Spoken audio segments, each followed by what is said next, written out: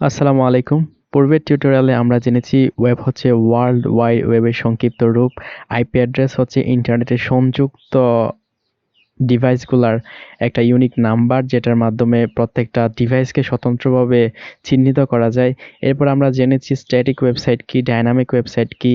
এরপর আমরা জেনেছি ওয়েবসাইটের যে কাঠামো, ওয়েবসাইটের যে স্ট্রাকচার, সব কিছু আমরা ভিজুয়ালি একদম প্র্যাকটিক্যালি দেখার চেষ্টা করেছি। এরপর আমরা আরও দেখেছি ক্লায়েন্ট, ইন্টারনেট এবং সার্ভারের যে কম্বিনেশন, কোনটা ক্লায়েন্ট কোনটা সার্ভার, কীভাবে আমরা সার্ভার থেকে ডাটা প্যাচ করি। সো সবগুলো প্র্যাকটিক্যালি দেখার চেষ্টা করেছি। সো এবার আমরা ডিপ ডাইভ করব HTML এ। সেজন্য আমাদের এনভায়রনমেন্ট সেট আপ করা দরকার। আমরা এনভায়রনমেন্ট সেট আপ করব। আমি কোড এডিটর হিসেবে কোড স্টুডিও ইউজ করব। আপনাদের যদি কোনো HTML এর কোড এডিটর না থাকে আপনাদের ফোনে, সো আপনারা জাস্ট কোড স্টুডিওটা ইনস্টল করে নেবেন। আমি ডেসক্রিপশন বক্সে এই কোড স্টুডিওর লিঙ্ক দিয়ে দিব। ওই লিঙ্কে ক্লিক করার মাধ্যমে আপনারা কোড স্টুডিও ইনস্টল করে নেবেন। ইনস্টল করার পরে জাস্ট ক্লিক করবেন। ক্লিক করে ঢোকার সাথে সাথে আপনাদের অ্যাক্সেস চাইবে আপনাদের ফাইলের, আপনারা অ্যাক্সেস দিয়ে দিবেন। সো দেওয়ার পরে আপনারা জাস্ট এখানে নিচের মধ্যে একটা ফাইলস অপশন দেখতে পাচ্ছেন, সেটাতে ক্লিক করবেন। সেটাতে ক্লিক করার সাথে সাথে আপনাদেরকে ফাইলসে নিয়ে যাবে।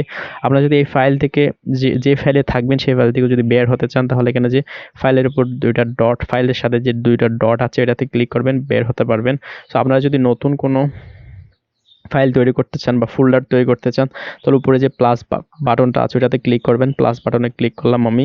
সো কি তৈরি করতে চাই? আমি ফোল্ডার তৈরি করতে চাই। সো এটা দিতে পারি HSC HTML ক্রিয়েট করলাম। ক্রিয়েট করার পরে দেখতে পাচ্ছেন HSC HTML কই, HSC HTML এ ক্লিক করলাম। সো HSC HTML এ ক্লিক করার পরে আমি এখানে ফাইল তৈরি করব। আমি যে HTML বা আমি যে ওয়েবসাইটগুলো তৈরি করতে চাইবো, তৈরি করে দেখাবো আপনাদের সাথে। সো আপনারা জাস্ট এখানে, আপনারা যদি নতুন একটা HTML ফাইল তৈরি করতে চান, তখন জাস্ট এখানে উপরে একটা প্লাস বাটন আছে, প্লাস বাটনে ক্লিক করবেন। আপনারা প্রিভিল্ড একটা টেমপ্লেট সহ একটা HTML ফাইল পেতে চাইলে HTML ফাইলে ক্লিক করবেন। আপনারা যদি খালি ফাইল চান তাহলে জাস্ট ফাইলে ক্লিক করবেন, উপরে যে ফাইলটা আছে ওইটাতে।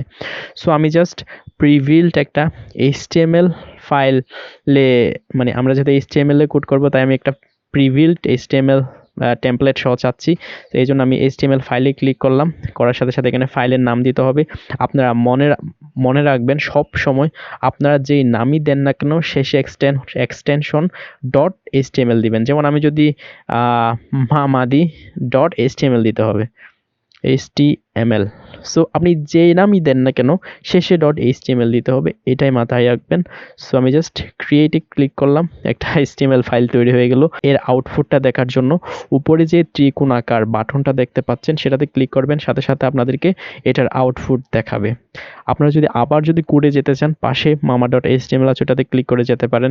এখানে আরও কিছু লিখতে পারেন, চাইলে লিখার দরকার হইলে আরও কিছু লিখতে পারেন। আর উপরে যে কিবোর্ডের উপরে একটা দেখেন আপনাদের যে চিহ্নগুলো লাগবে সেগুলো দিছে। এখানে কিন্তু দুই ধরনের চিহ্ন, আপনারা কনফিউশন হয়ে যেতে পারেন। এখানে কিন্তু প্রথমে যেগুলো আছে এগুলো এরো হিসেবে কাজ করবে, দেখতেছেন এরো হিসেবে কাজ করতেছে এগুলা। আবার এইদিকে যেগুলো আছে এগুলো চিহ্ন হিসেবে কাজ করতেছে। আমি যদি আপনাদেরকে দেখাই, পি ট্যাগ যদি আমি দিতে চাই, পি দিলাম, এরপর দেখুন চিহ্ন হিসেবে কাজ করতেছে। সো আমি পি দিলাম, hi I am Parvez. So আমি যদি আবার আউটপুট দেখতে চাই, উপরে যে ত্রিকোণাকার বাটনটা আছে ওটাতে ক্লিক করব। আই এম পারভেজ, উপরেরটা হচ্ছে হেডিং, নিচেরটা হচ্ছে একটা প্যারাগ্রাফের মধ্যে পড়ে। সো এইভাবে আপনারা প্র্যাকটিস করবেন। আপনারা যদি নতুন আরও একটা, আপনারা যদি এগুলো কেটে দিতে চান, জাস্ট উপরে যে ক্রস বাটনটা দেখতে পাচ্ছেন ওটাতে ক্লিক করবেন, কেটে যাবে। আবার যদি ক্রস বাটনে ক্লিক করেন আবার কেটে যাবে। আপনারা যদি আরও একটা ফাইল নিয়ে কাজ করতে চান, আরও একটা ফাইল তৈরি করতে চান, জাস্ট ফাইলের মধ্যে ক্লিক করবেন। ফাইলে ক্লিক করার পরে জাস্ট প্লাস বাটনে ক্লিক করবেন। প্রিভিল্ড HTML যদি চান তাহলে HTML ফাইলে ক্লিক করবেন, অ্যান্ড দেন ফাইলের নাম দিয়ে দিবেন। এটা দিলাম মনে করেন যে HSC.html। সো আমি যখন আপনাদেরকে প্র্যাকটিস করাবো, জাস্ট আপনারা এইভাবে এই কোড এডিটরের মধ্যে কোড করবেন এবং এটার আউটপুট দেখার জন্য উপরে যে ত্রিকোণাকার বাটনটা আছে ওটাতে ক্লিক করে আউটপুটটা দেখবেন। আপনাদের যদি কোনো প্রবলেম হয়, কোনো প্রবলেম ফেস করেন, তাহলে কমেন্ট সেকশনে জানাবেন, আমি সমাধান করে দেওয়ার চেষ্টা করবো ইনশাল্লাহ।